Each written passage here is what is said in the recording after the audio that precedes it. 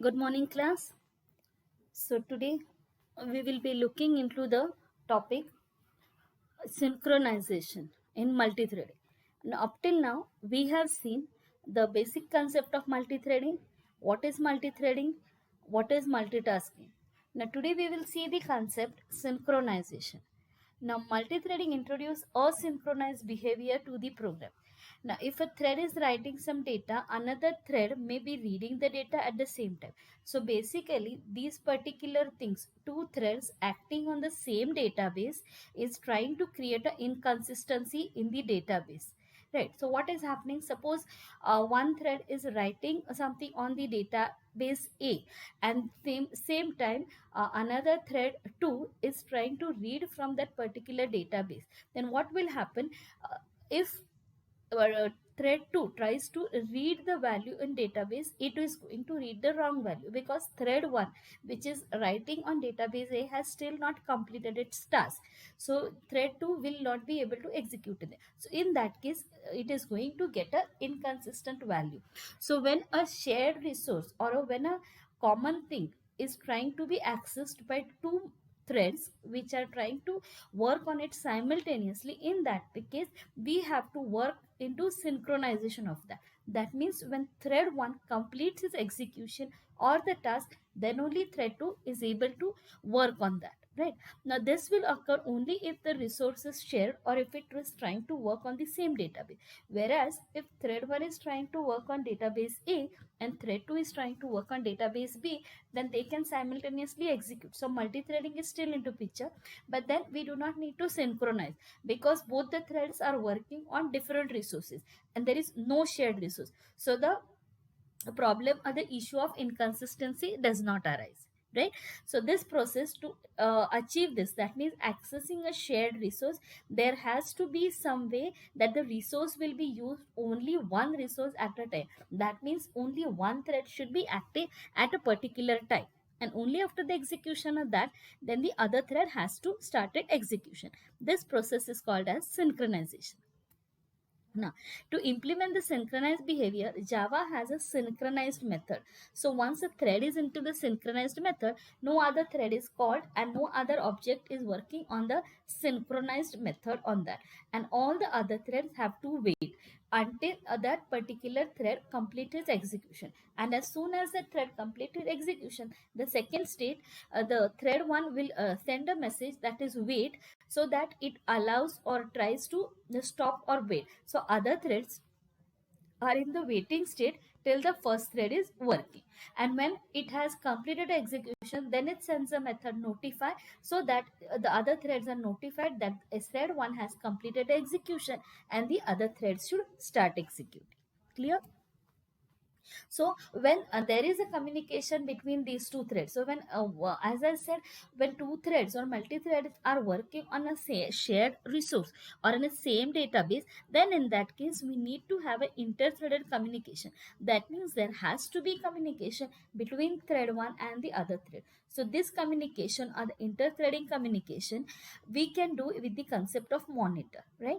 And we have to use these three particular methods with which we can try to have control on the access when they are trying to have it on the shared resources, right? So now here we have a concept called as monitor. Now what is a monitor? A monitor is a box which can hold only one thread at a time. So when one thread is working, the other threads that they come to know that on this particular shared resource one thread is working, so it is monitoring, it is trying to indicate other threads that this place has been occupied by some thread and the other threads are not allowed to access this. So this is called as the monitor. So one thread enters the monitor, all other threads have to wait until the first thread exits the monitor. Now how do they do that? So wait method tells the calling thread to give up the monitor and to sleep until some other thread enter it, right? So other threads are allowed to wait, and as soon as first thread has completed its execution, it calls the notify method. Now notify method, what it does, it tells whichever was the calling thread that first thread has completed its execution and now it can start its execution. So notify method wakes the first thread, which is called by the wait method. Now if there are other number of threads, this will work only if there is thread 1 and thread 2, that means 2 threads. But if there are n number of threads working on, then the same message should go to all the threads. So notify all will wake up all the threads that were called by the wait method, and the highest priority thread will take the execution first, followed by the rest of the thread. So this way, with this method, wait, notify and notify all, the inter-thread communication is taken place. Fine. Now let us see what actually is the difference between the wait method and the sleep method. So the wait method is called from the synchronized block. So that means it is always called from the block which is in the synchronized way. Whereas sleep, there is no such requirement. Only when I'm trying to do an inter-threaded communication wherein there are synchronization between two threads, then I have to call the wait, because then it has to alert the other things that now they can notify it or now they can start executing. But sleep, there is no such requirement, that is that the block has to be in synchronized thing, so it can be called anytime. Now wait second is whenever this method is called, monitor is released and monitor releases the block so that other threads can start execution. Now in the sleep, there is this method is called monitor is released or not. So irrespective of the monitor release, the sleep method can be called. Now wait method can be awakened or the threads can become active with the two methods, that is the notify method and the notify all method. Whereas in sleep, because it is sleeping, it can sleep for a particular time. We can specify the milliseconds in the sleep. So after that thing, when that period is over, the thread automatically awakens. We do not have to call any special methods like notify and notify all. The next is wait method is generally used based on some condition. So if a specific condition is given, then the wait method is called. Sleep is generally used when you want to stop the execution of a code for a particular time, and after that period is over, it will start executing. Then wait is not a static method, whereas sleep is a static method. Then last is comparison. Wait is used for multi-threaded synchronization. So we can say that inter-thread communication, wait is an important part, because unless and until the other methods wait, the communication between two threads is not proper, and then synchronization does not happen, and finally there is inconsistency in the database. Whereas it is not the case in the sleep, because it is just controlling the execution time of one particular thread. So even if wait and sleep are similar, that means the thread is holding, but the method depends on what thread has to be called or what method has to be called on the thread based on the purpose of it. So if it is synchronized, we need to call the wait method, but whereas it is just stopping off a particular thread for some particular time, we call the sleep method. So these are the important points of difference between the wait and the sleep. Right, now we will try to see some important concept in inter-threaded communications. Now class, let us see the practical aspect of the Java thread synchronization. Now what happens in Java thread synchronization? We have understood the concept of monitors. So here we need to call the keyword synchronized and we need to pass the object identifier with this, and in that particular braces we need to write the block of statements, right? So synchronize keyword allows you to synchronize the inter-threaded communication so that there is no inconsistency, right? So here we will see what are the disadvantages or what are the advantages of your synchronization.